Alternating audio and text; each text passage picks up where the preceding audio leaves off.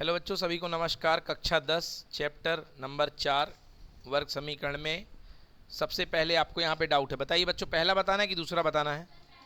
पहला। तो कह रहा है निम्नलिखित समीकरण में k का मान ज्ञात करिए जिसके लिए उसके दोनों मूल बराबर हों। समझ गए? पहला समीकरण है 2x² प्लस kx प्लस 3। तो चलिए हमने समीकरण लिख लिया 2x² प्लस kx प्लस 3 बराबर 0।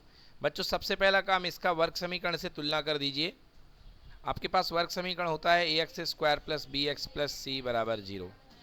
बताइए a का मान कितना है, b का मान और c का मान? बिल्कुल सही। अब कह रहा है कि दोनों मूल बराबर हैं। दोनों मूल क्या है? तो लिखा है गया चूंकि दोनों मूल बराबर हैं। और बच्चों आपको पता है कि दोनों मूल बराबर होने की शर्त होती है d का मान बराबर कितना? 0। और d का मान कितना है? b² माइनस 4ac बराबर कितना होना चाहिए? तो b की जगह k है तो k का स्क्वायर माइनस 4, a की जगह 2 और c की जगह 3 बराबर कितना? 0। तो k² माइनस 4 दूनी 8 3 24 बराबर कितना? 0। आंसर k² बराबर हो जाएगा 24। तो k बराबर हो जाएगा अंडर रूट 24। क्लियर हुआ कि नहीं बच्चों? तो आंसर आ गया k बराबर रूट 24। और बेटा रूट की वैल्यू प्लस में भी आती है और माइनस में, तो k बराबर प्लस माइनस। बेटा क्या आप 24 को 4 गुणे 6 लिख सकते हैं? लिख सकते हैं। और 4 का रूट क्या आता है? 2। तो आंसर आ गया k बराबर प्लस माइनस 2 रूट 6। नोट कर लें, k का मान प्लस माइनस 2 रूट 6। ठीक है। देखिए इसका अगला सवाल कह रहा है कि ब्रैकेट में है kx x माइनस 2 प्लस 6 बराबर 0। चलिए यहीं इसको सॉल्व कर देते हैं। हमारे पास समीकरण है kx ब्रैकेट में x माइनस 2 और प्लस का 6 बराबर कितना? 0। सबसे पहले इसको सिंपल वर्ग समीकरण बनाइए। तो kx का गुणा x के साथ करेंगे, आएगा kx² माइनस कितना? 2kx और प्लस 6 बराबर 0। इसकी तुलना आप अपने मानक समीकरण ax² plus bx plus c बराबर 0 से कर लें। तो a का मान कितना दिख रहा है बच्चों? k। b का मान माइनस 2k और c का मान 6। क्लियर है? अब देखिए आप जानते हैं कि अगर ये समीकरण के दोनों मूल समान है अर्थात d बराबर कितना? 0। और d का मान होता है b² माइनस 4ac, है ना? तो d का मान है b² माइनस 4ac, उसको 0 कर देंगे तो b² minus 4ac equal to 0। तो b की जगह वैल्यू पुट करिए। b की जगह वैल्यू कितनी आएगी? माइनस 2k का होल स्क्वायर माइनस 4 गुणे a की जगह k और c की जगह 6 बराबर कितना?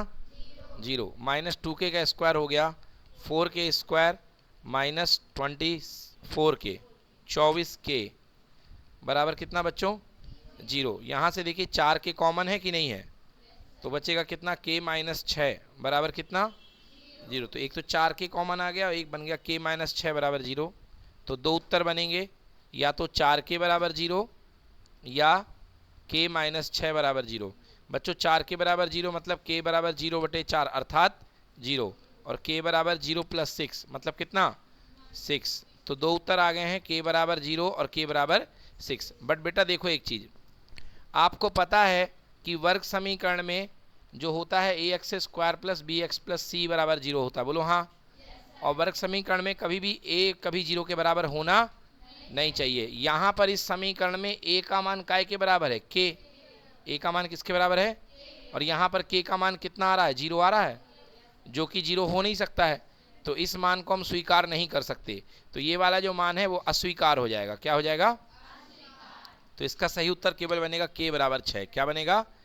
k बराबर 6। तो देखिए दोनों उत्तर आए हैं, 0 भी आया है 6 भी आया है, मगर k 0 नहीं ले सकते हैं क्योंकि ये जो है समीकरण को खराब कर देगा, है ना?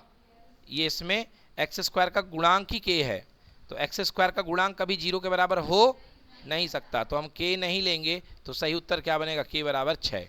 k बराबर 6। नोट कर लीजिए इसको। देखिए पहले सवाल का दूसरा बताने जा रहे हैं। क्या कह रहा है? निम्न दिखात समीकरणों के मूलों की प्रकृति ज्ञात करिए। यदि मूलों का अस्तित्व है तो उन्हें ज्ञात करिए। तो सबसे पहले आपके पास जो आपने सवाल पूछा है वो दूसरा सवाल है 3x² -4√3x + 4 = 0। ठीक है, तो हम यहीं पर हल कर देते हैं। दूसरा सवाल 3x² -4√3x प्लस कितना है +4 = 0। तो सबसे पहले इसकी तुलना कर लेते हैं हम मानक समीकरण से। तो मानक समीकरण है ax² + bx + c = 0। बोलिए a का मान कितना 3, b का मान -4√3 और c का मान 4। अब आप जानते हैं जो d होता है वो होता है b² - 4ac। तो b का स्क्वायर मतलब -4√3 का होल स्क्वायर, और -4 a की जगह 3 है और c की जगह कितना है 4 है।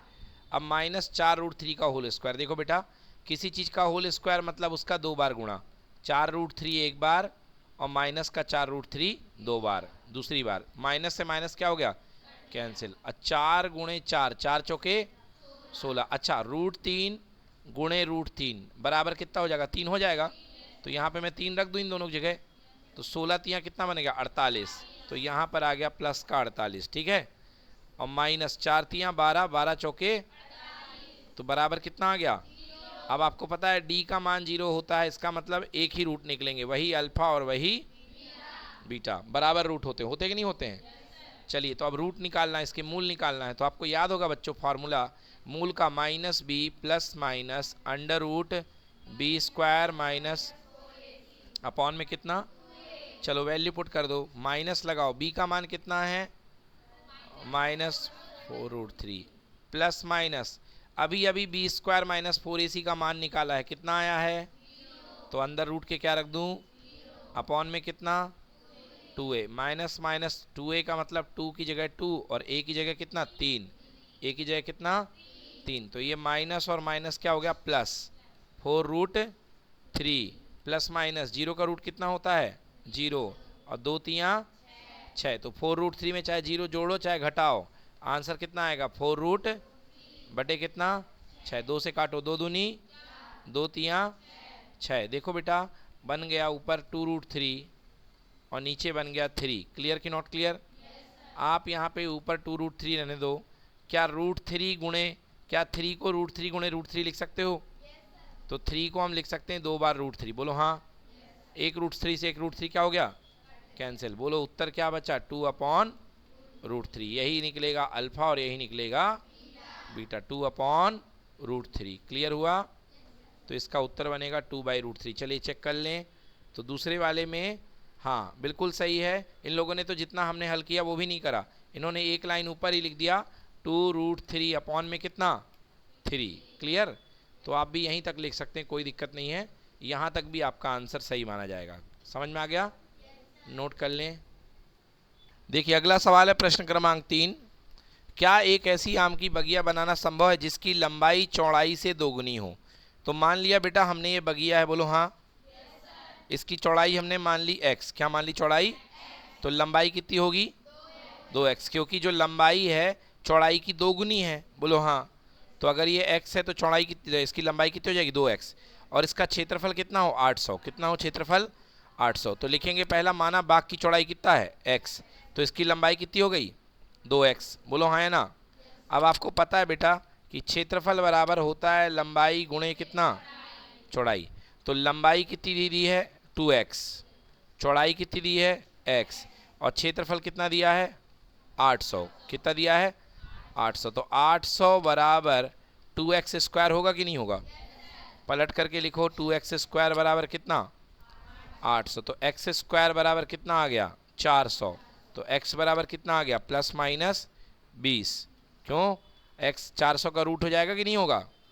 तो x बराबर कितना आएगा +-20 आएगा कि नहीं आएगा, नहीं आएगा क्या, x बराबर +-20। अब देखो बेटा क्योंकि ये लंबाई है बाग की चौड़ाई है और चौड़ाई कभी निगेटिव नहीं हो सकती, तो उत्तर क्या आएगा x बराबर पॉजिटिव का 20 यानी प्लस का 20 आएगा। समझ में आया कि नहीं आया, क्लियर हो गया कि नहीं हो गया।